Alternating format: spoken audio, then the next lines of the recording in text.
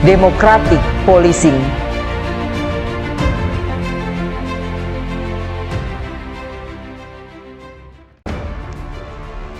Assalamualaikum warahmatullahi wabarakatuh. Salam, Om Swastiastu.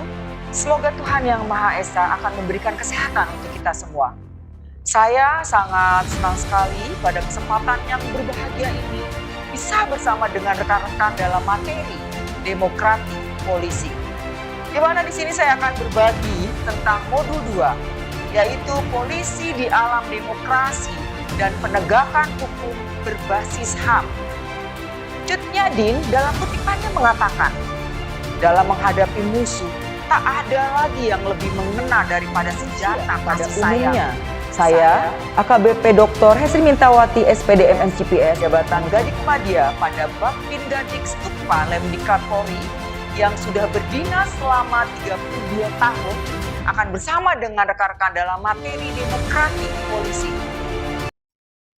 Rekan-rekan yang saya banggakan dalam kompetensi dasar memahami polisi di alam demokrasi dan penegakan hukum berbasis HAM dengan 4 indikator hasil belajar.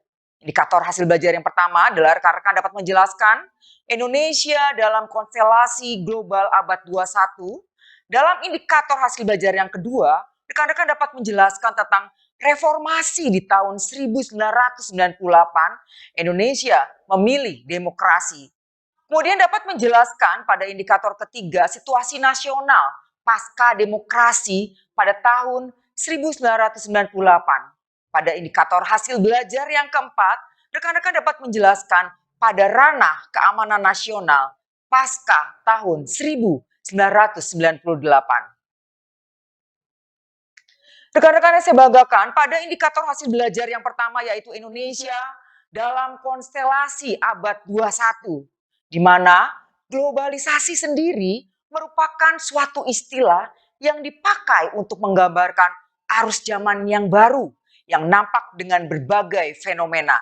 Satu sisi, revolusi dalam bidang teknologi Indonesia dan komunikasi serta teknologi transportasi telah dengan cepat melipat jarak dan membuat titik-titik dunia terhubung dalam satu jaringan. Masifnya penggunaan internet dan penemuan-penemuan pengembangan teknologi terbaru dalam ranah industri. Dunia dianggap sedang menyongsong revolusi industri 4.0 dengan melihat Republik Indonesia sebelumnya memasuki revolusi industri 4.0. Tanda-tandanya kini sudah dapat kita rasakan seperti teknologi futuristik di mana komputer sistem, kecerdasan buatan, dan robotik, kedokteran seluler, transportasi magnetik, dan mesin-mesin supersonik. Seperti rekan-rekan ketahui bahwa konstelasi adalah kumpulan sifat benda yang saling berhubungan, gambaran keadaan yang bisa dibayangkan. Sedangkan fenomena berasal dari bahasa Yunani yaitu gejala, fakta, kenyataan, atau kejadian yang dirasakan. Rekan-rekan yang saya banggakan dalam proses transformasi struktural masyarakat tradisional ke masyarakat modern dengan MRT, IoT, dan jalan tol. Rekan-rekan yang saya banggakan pada perkembangan revolusi industri 1.0 sampai dengan revolusi industri 4.0, di mana pada revolusi industri 1.0, revolusi industri yang pertama secara luas dianggap sebagai pergeseran dari ketergantungan manusia terhadap tenaga binatang dengan dipakainya teknologi uap. Sedangkan pada revolusi kedua, penggunaan tenaga listrik untuk produksi massal. Pada revolusi yang ketiga, dengan teknologi elektronik dan informasi untuk otomatisasi sektor produksi. Sedangkan dunia sudah memasuki pada revolusi industri yang keempat. Sedang dibangun penggabungan berbagai platform teknologi yang menggabungkan batas-batas fisik, digital, dan ruang biologis. Contoh perkembangan revolusi industri 4.0 adalah pabrik mobil Wuling di Cikarang. Wuling pertama kali menginjakkan kakinya di tanah air sejak bulan Juli tahun 2017. Tak hanya berjualan, Wuling juga membuka pabrik mobilnya di kawasan Cikarang, Jawa Barat. Pabrik Wuling di Cikarang yang bisa melahirkan 15 mobil per jam. Rekan-rekan yang saya banggakan, pada indikator hasil belajar yang kedua, yaitu reformasi di tahun 1998. Indonesia memilih demokrasi, di mana kata kunci dari demokrasi adalah transparansi ini sesungguhnya dibangun atas informasi yang bebas. Bebas diakses oleh siapa saja yang membutuhkan, dan pemerintah di sini berkewajiban untuk membeberkan informasi tersebut. Contohnya dalam penerimaan anggota Polri dan penandatanganan fakta integritas calon siswa beserta keluarga dan orang tua. Kata kunci yang kedua, Indonesia memilih demokrasi adalah akuntabilitas. Akuntabilitas berarti pemerintah harus bertanggung jawab secara plural, hukum dan politik atas tindakan-tindakannya kepada rakyat. Rekan-rekan yang saya banggakan, berakhirnya perang dingin membuat pergeseran geopolitik global. Ekonomi, politik menyebar kemana-mana, baik negara Uni Soviet, Eropa Timur, negara di luar blok yang dikuasai rezim otoriter seperti Indonesia. Pendeknya, pada saat itu dunia mengalami demokratisasi pada tahun 1997 sampai 1998, krisis moneter. Bermula di mana rekan-rekan? Bermula di Bangkok, kemudian ikut menghempas Indonesia. Krisis ini membuat kurs rupiah menurun gratis. Sementara reformasi tak mungkin dijalankan tanpa sukses. Krisis multidimensi dan tekanan reformasi yang membuat Soeharto menyerah, kemudian mundur dari kursi kepresidennya pada bulan Mei tahun 1998. Salah satu tuntutan yang mendasar adalah gerakan reformasi, yaitu upaya demokratisasi.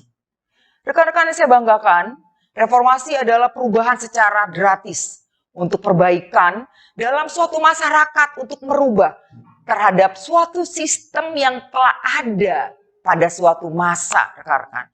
Tujuan reformasi apa, rekan-rekan? Menciptakan birokrasi pemerintahan yang profesional dengan karakter bersih dari KKN dan mampu melayani publik.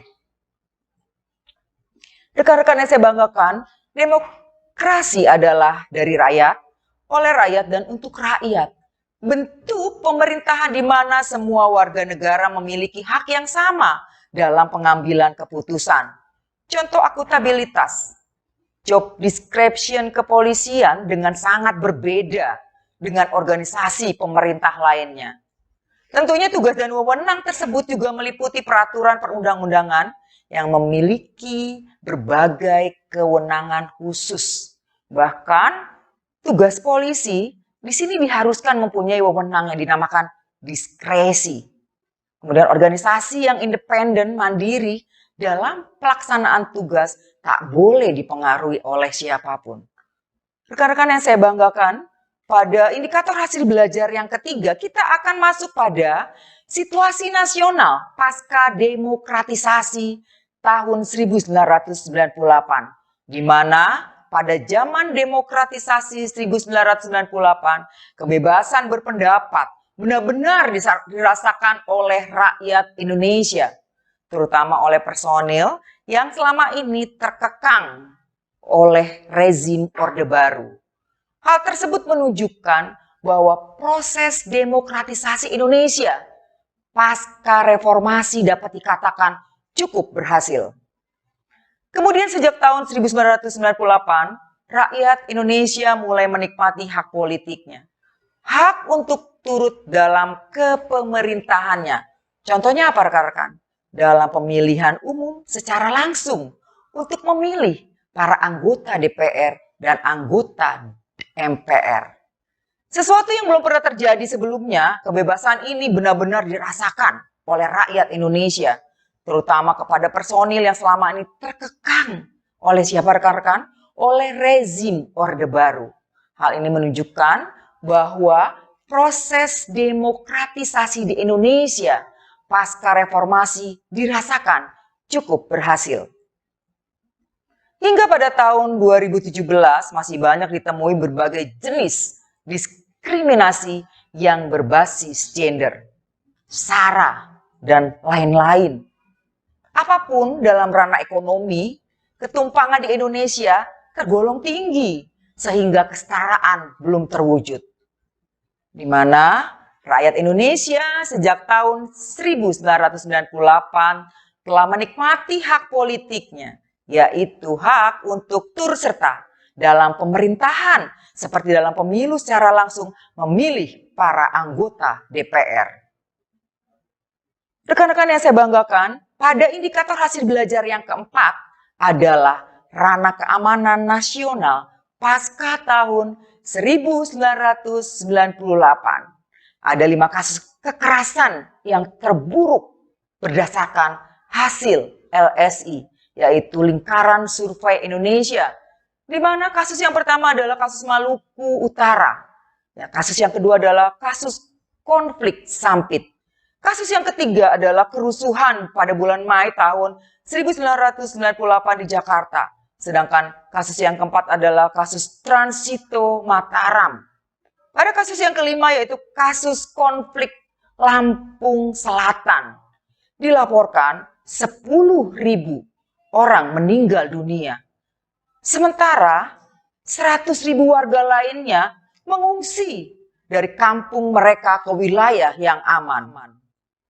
Rekan-rekan yang saya banggakan, demikian 4 indikator pada modul 2, yaitu polisi di alam demokrasi dan penegakan hukum berbasis HAM. Dengan indikator hasil belajar, rekan-rekan dapat menjelaskan Indonesia dalam konstelasi global di abad 21. Kemudian di sini rekan-rekan juga dapat menjelaskan reformasi tahun 1998 Indonesia memilih demokrasi dan dapat juga menjelaskan situasi nasional pasca demokratisasi pada tahun 1998 serta pada indikator hasil belajar yang keempat rekan-rekan dapat menjelaskan tentang ranah keamanan nasional pasca 1998. Mudah-mudahan apa yang saya sampaikan dapat bermanfaat untuk rekan-rekan yang nantinya akan menjadi seorang perwira di lapangan. Ki Hajar Dewantara dalam kutipannya mengatakan apapun yang dilakukan oleh seseorang itu hendaknya dapat bermanfaat bagi dirinya sendiri, bermanfaat bagi bangsanya, dan bermanfaat bagi manusia pada umumnya.